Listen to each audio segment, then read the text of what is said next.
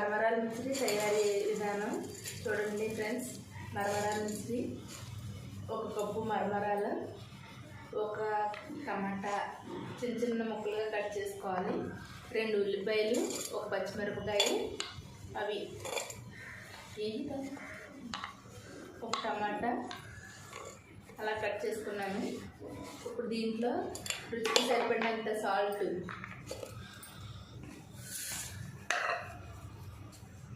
మనకు టేస్ట్కి తగ్గంత సాల్ట్, అలాగే కారం,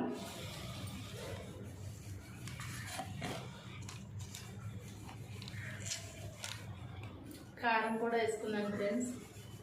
మొత్తం ఉల్లిపాయ ముక్కలు, కారం, సాల్ట్, నిమ్మకాయ రసం కూడా వేసుకోవాలి. దాంట్లో